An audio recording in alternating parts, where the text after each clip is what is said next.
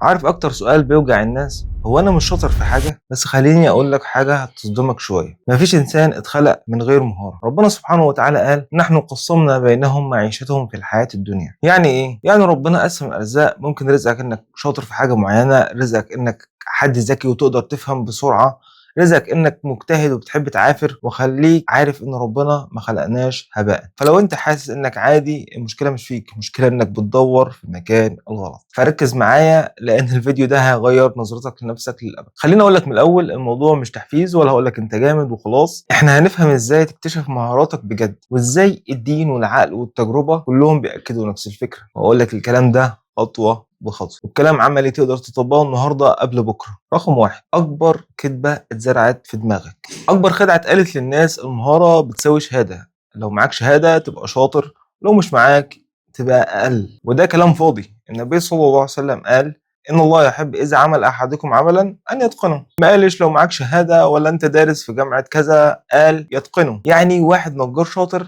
عند ربنا احسن من دكتور مهمل. الحكمه بتقول مش كل متعلم ذكي ولا كل ذكي متعلم. وده بيفكرنا بالحاج متولي وفهيم افندي. الحاج متولي مش متعلم، وبالرغم من كده كان ذكي وعرف مهاراته انه تاجر شاطر وعرف يكبر نفسه. انما فهيم افندي ما حاولش يكتشف نفسه حتى، ولا حاول يعرف هو شاطر في ايه. فكان كل همه انه يامن معيشته اخر الشهر وياخد مرتب زيه زي اي موظف. عشان كده عاش ومات زي ما هو. فلما تحس انك عادي، فاعرف انك انت لسه ما اكتشفتش نفسك وعرفت ايه اللي يميزك. وده اللي خلى الناس كتير تحس انها فاشله وهي اصلا مش كده. رقم اتنين، الفرق بين بحب ايه وشاطر في ايه. اسمع الجمله دي كويس. مش كل حاجه بتحبها تنفع تكون مهارتك. في ناس كتير بتحب الكوره بس ما ينفعش تلعب. في ناس بتحب التصوير بس عينيها مش تجاريه ولا بتعرف تختار الزوايا الصح، وده طبيعي. الحكمه بتقول الحب شعور، المهاره مسؤوليه. الصحابه نفسهم كانوا مختلفين. خالد بن الوليد كان سيف يحمي الدين، وعمر بن الخطاب كان عدل يقيم الدوله، وابو بكر الصديق كان قلب يحفظ الايمان. فكل واحد كان في حته تميزه.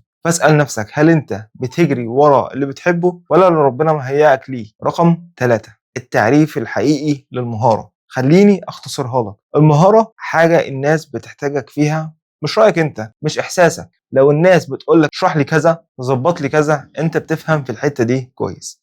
دي شهادة من غير ختم. ربنا قال ورفعنا بعضهم فوق بعض درجات. يعني في واحد يعرف في دي وواحد يعرف في دي.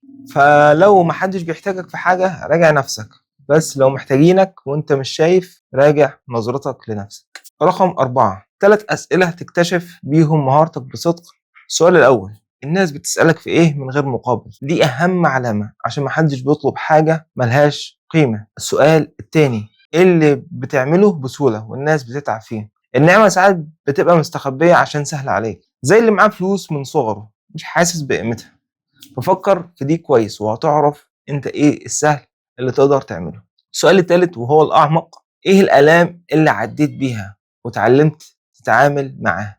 أغلب المهارات بتيجي من وجع. اللي كان فقير بيفهم في الفلوس، واللي اتكسر يعرف في المشاعر، واللي ضاع يعرف يرشد. ربنا ما بيضيعش وجع حد، كل ألم بيساوي خبرة. رقم 5، ليه ربنا مخبي مهارتك؟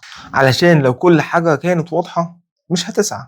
ربنا قال وإن ليس للإنسان إلا ما سعى. المهارة مش بتصغى غير لما تسأل وتجرب وتغلط. والحكمة بتقول اللي مستني يكتشف نفسه عمره ما هيبدأ. فابدأ، وانت بتبدأ هتفهم نفسك أكتر. وخليني أقولك بصدق، انت مش متأخر، انت بس كنت تايه. مش محتاج تكون أحسن واحد، محتاج تكون أصدق واحد مع نفسك.